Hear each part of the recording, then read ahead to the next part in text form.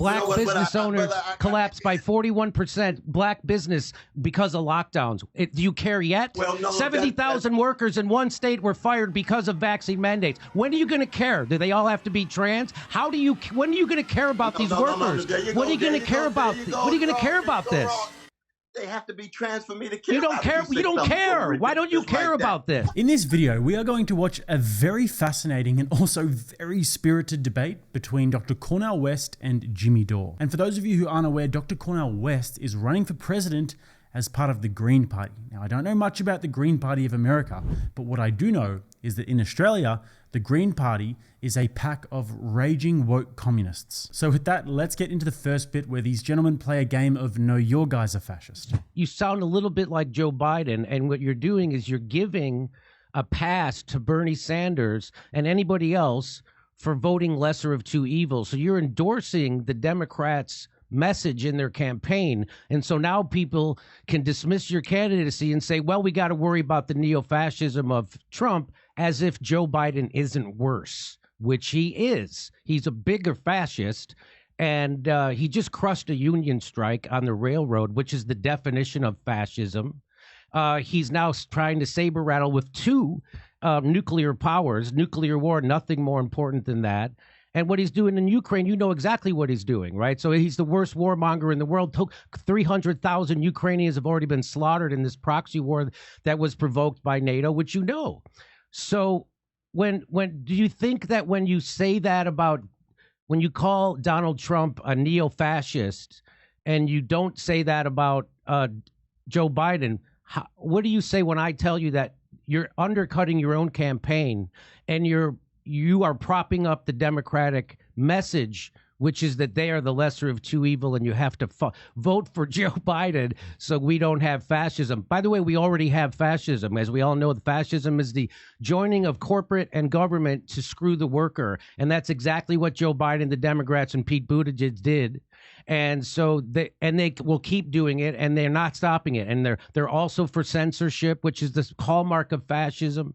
So this idea that Donald Trump is more of a fascist than Joe Biden undermines your own campaign. There's no doubt about that. And so what I would encourage you to stop doing that. When you talk about fascism, you're talking not just about the rule of big money, not just the rule of big military, not just the rule of corporate power, so that it's oligarchic in essence, but you're also talking about dictatorial rule, no elections, the elimination of dissident voices, and then the scapegoating of the most vulnerable, which it could be immigrants, it could be workers, it could be black people, Jews, Arabs, and so forth.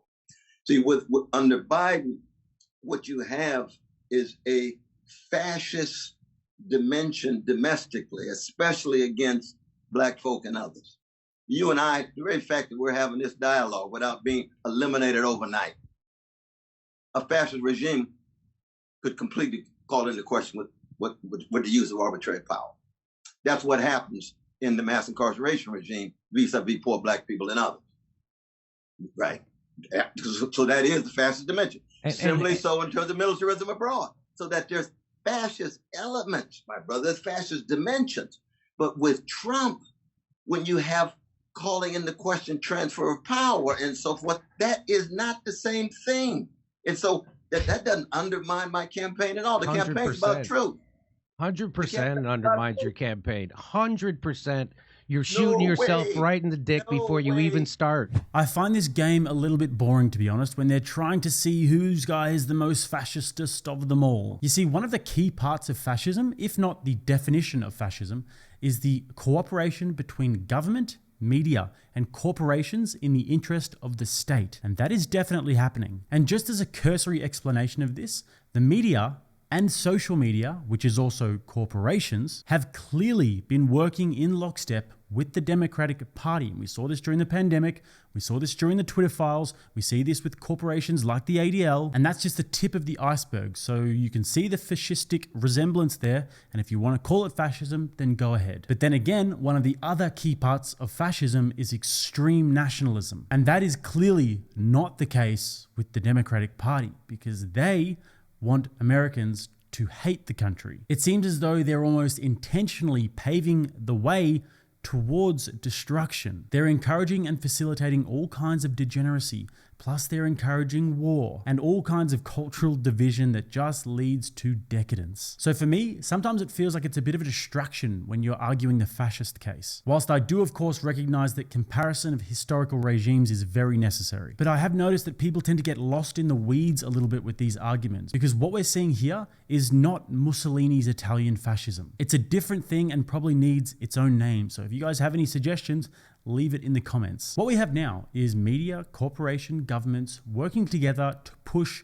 wokeness and degeneracy and censor any conservative wrongthink, which is obviously leading to cultural decay and division, whilst big pharmaceutical and arms dealing corporations that obviously have way too much power are influencing governments, influencing them both with their internal and their foreign policy. Meanwhile, we mustn't forget the strange forum in Davos, led by the guy who dresses like he's straight out of Star Wars, who is clearly and openly trying to implement some form of global central planning. And somehow, all of these strange bedfellows that we can tentatively call the establishment seem to be loosely and directly and indirectly intertwined, and the more we learn, the weirder it gets.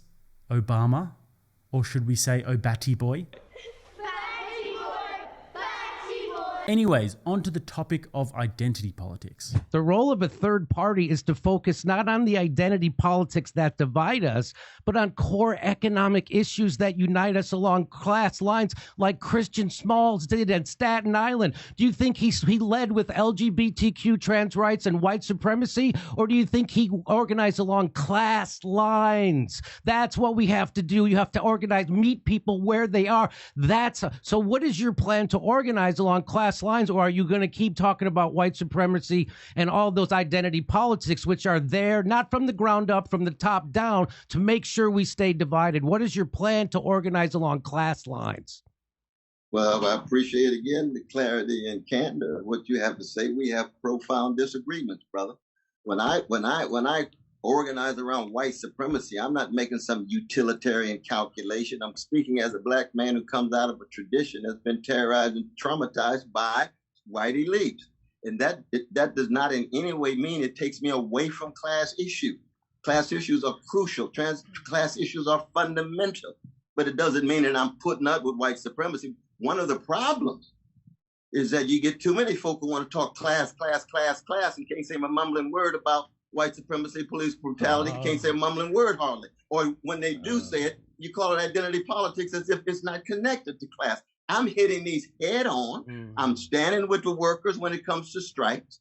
I'm standing with the workers when it comes to greedy bosses. I'm standing with the workers when it comes to obsession with profits and the needs not in any way being satisfied. But I'll never for a minute be silent or not raising my voice in terms of vicious treatment of black people, indigenous people, gay brothers, lesbian sisters, or trans.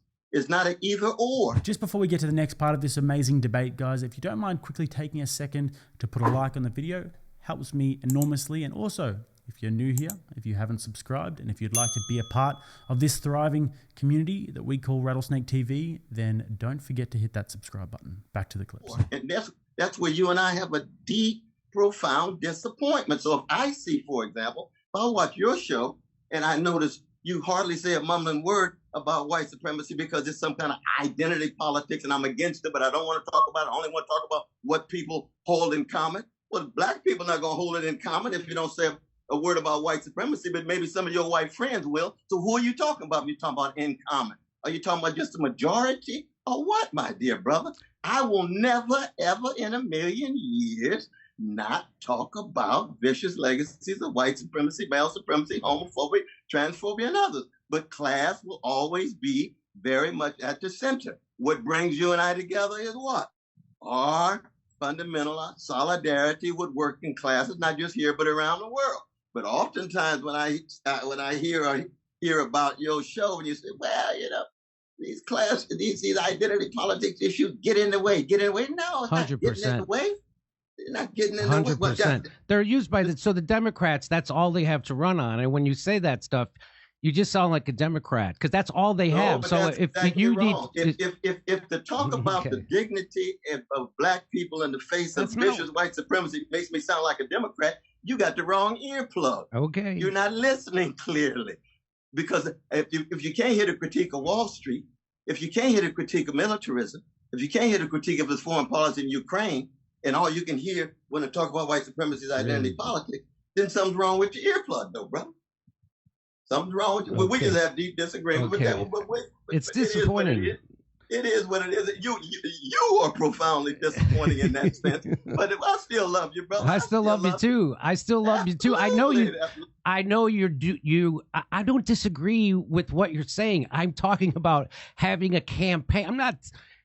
There's a okay. So, But the campaign is not about utilitarian calculation either. I don't look at black people like a utilitarian calculation. I can't say nothing because these people over here somehow are alienated. I'm telling the truth. I'm fighting for justice. And if people feel as if to talk about white supremacy is alienating, then they're going to be alienated. I'm talking about my mama. I'm talking about my daddy. This ain't no abstract dialogue about politics in the Machiavellian sense. Not at all, my brother. You see, Cornel West is a funny one for me, guys. He's the kind of guy who you'd love to accidentally sit next to in a bar and just spend the evening listening to music and drinking whiskeys and solving the world's problems with. For me, he's like aliens. I really want to believe, but I just can't. I just know that he wouldn't be a good candidate because he's a radical. He's too far gone down the identity politics route. He's too far to the radical left, and he's an intellectual. I call him the African-American Trotsky. And don't get me wrong, I do think that he is an unbelievably intelligent and wise and good person. But if he were to become president of America, then it would look like a very different place. More identity politics and intersectionality and claiming that white supremacy is the root of all evil and the reason for all of our societal problems is actually the opposite of what the world needs right now. And that is why Vivek Ramaswamy is so popular right now, because he's campaigning against a victim mentality. He's campaigning for a meritocracy. His message is that we should see each other as individuals, not black or white, not gay or straight, not pansexual, demisexual, queer, non-binary, trans, disabled, sloth-identifying pixie selves. That is the way forward if the people have their way and if the establishment aren't able to manufacture the desired results. People are sick to death of identity politics. And now, back to the debate where things are about to get very spicy when they start discussing COVID and vaccine mandates. The second biggest story is probably the COVID lockdown, if not the biggest. And so many people who were supposed to be out in front on this dropped the ball. People like Noam Chomsky. So here's the Green Party, what they said. They said the Green Party, which you're running with, the Green Party of the United States Steering Committee strongly supports the use of vaccines, vaccine mandates, and quarantines as part of a comprehensive public health effort to curb and eradicate the novel coronavirus pandemic that has swept the globe since early 2020. The whole thing was a hoax. And here's what the Black Caucus of the Green Party said. They said the National Black Caucus of the Green Party of the United States strongly opposes the use of forced vaccination via mandates and the discrimination that is being generated around these policies. Lockdowns, mandates, and passports are the major issue of the day, with millions of people protesting against them worldwide. In fact, what has become known as the medical freedom movement is arguably the biggest and most diverse international movement in world history. Vaccine mandates and vaccine passports are among the most vile, unconstitutional, immoral, unscientific, discriminatory, and outright criminal policies ever forced upon the population and goes against everything the Green Party stands for under social justice. These policies are coming from an out-of-control government at the behest of the pharmaceutical industry. The mainstream media and social media are also working in lockstep to censor any and all doctors, scientists, and investigative journalists who have an opposing view or who even question the current mainstream media orthodoxy. Workers are being forced out of their jobs, many with medical exemptions from their doctors. Students are being denied entrance to educational institutions. Needed medical treatment is being denied. Medical privacy is being violated. Constitutionally protected rights to movement and assembly, including the right to travel, are being threatened. Rights to normal societal participation are being decimated. It has taken a while, but more recently, many medical professionals, elected officials, and federal judges have come out fully against lockdowns, vaccine mandates, vaccine passports, and of course, massive censorship. The National Black Caucus of the Green Party of the United States adheres to the principle that informed consent in all personal health and medical decisions is an inalienable human right. Under no circumstances shall any medical treatment or procedure, including psychotropic medications, vaccines, or other injectable treatments, be mandated or coerced. Individuals should be allowed to protect and heal themselves in a manner that best supports their medical spiritual beliefs. Stick around, guys, because this one's about to get wild. But just quickly, something tells me I wouldn't have that much in common ideologically with the Black Caucus of the Green Party. But oh man, did they nail that one. Some of you guys may not know this, but in the middle of the pandemic, before Rattlesnake TV ever existed, I hosted a global freedom rally where we had professionals and doctors and lawyers and politicians from around the world zooming in to make the case against vaccine mandates and the other tyranny that was going on. And I don't know if anybody has put it as good as they did. I don't think that I would be A, invited to, or B, a willing full participant in many rallies with these guys, but I'd be marching right alongside them for that one. But furthermore, I'm absolutely in agreement with Jimmy Dore here, who is completely outraged by what happened during COVID. And this is what essentially red-pilled me and brought me to my activism, if you want to call it that. And I also agree with what Cornel said about there being a commission into what happened during that time, but I think Jimmy gets him here. And by the way, guys, quick side note before we watch this last bit, just watch Jimmy Dore's face over the next few minutes. It's pretty hilarious.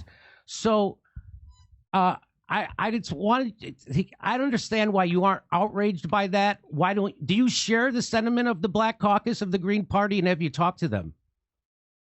Well, one thing, it's good to have a Green Party where you have a variety of different voices that are clashing and the tensions are very real. I think there's no doubt that the pharmaceutical company has played a disproportionate role in shaping public policy. I think the kind of concerns that you and RFK Jr. and others have certainly are well grounded in that sense. On the other hand, we know there's been a whole host of vaccines in regard to other kinds of illnesses that are much more effective. The question becomes making sure, and one of the things I want to do, I want to have a truth commission that find out exactly what was the level of corruption that took place during these years, be able to see not just the text, we know the books are out there, but to have a truth commission so that we can see what voices were marginalized, what voices were pushed aside, and make sure it never happens again. I resonate with the spirit of what my green Black brothers and sisters are saying, but the Green Party itself does allow this kind of disagreement and so on. But I'll say this though, brother, I know I got to go, but I must say, see, this is where you and I do in some ways live in different worlds, because as crucial and as important as the issue of vaccines and the COVID situation was, when you say that's probably the most important issue in your lifetime or in the last 25 or 30 years, in light of all the wars, in light of what Palestinians are going through, in light of what workers are going through, 63% of them are living paycheck to paycheck, in terms of all the vicious attacks of the police and the murders and so forth, yet this vaccine issue is the most important thing. I say, okay, that's my dear brother Jimmy. He's got a right to raise his voice. I'm not going to in any way push it away, but I just live in a different world. As important as vaccines have been, if I had another chance, I'd be leaning much more with the Black Caucus. But when I think of the weightiest issues, vaccines does not come immediately to mind. It just doesn't. That's the kind of world we live in, brother. Okay. Maybe I spend, Well, here it is. Black business owners collapsed by 41%. Black business because of lockdowns. Do you care yet? Well, no, 70,000 workers in one state were fired because of vaccine mandates. When are you going to care? Do they all have to be trans? When are you going to care about these workers? What are you going to care about? What are you going to care about this? They have to be trans for me to care. You don't care. You don't care. Why don't you care about this? Why would you accuse me? Of course I care about it. You're saying it's not important. I didn't say it wasn't important. I said it was not the most fundamental issue in my lifetime the last 30 years. Forced medical experiments? Forced medical experiments that the scheme. Where is the nuance? Oh my God. Where is the complexity? So you missed this story and you're not interested in getting it right. You agree with Jimmy Dore. So you missed this story and you're not interested. Well, right, bless Dr. you, West, bless I you. wish you the best. You know I love you. appreciate- You know I love support. you and your precious wife and your family. You stay strong, though, brother. Okay, I wish you all the best. I love you. Thanks for coming on. So like I said, completely agree with Jimmy on this one, but I do think that Dr. Cornel West does care, so I probably wouldn't have been as irate with him. It is annoying because he's appealing to his base there and he doesn't want to go too hard on this issue because so much of the left are pro-vaccine mandates. They're pro-lockdowns, they're pro-mask mandates, and in Australia's case, they're pro-building camps and also deploying the riot police on anybody who decides to peaceful protest. But that is for another video. And guys, if you haven't checked me out on Locals already, we're going to be building a great community over there. Big things to come in that space. And also, if you want to subscribe to the channel if you haven't already, just click right there. If you guys want to watch another video, click right here. Until next time, I'm Jake. This is Rattlesnake TV, keeping you armed and dangerous.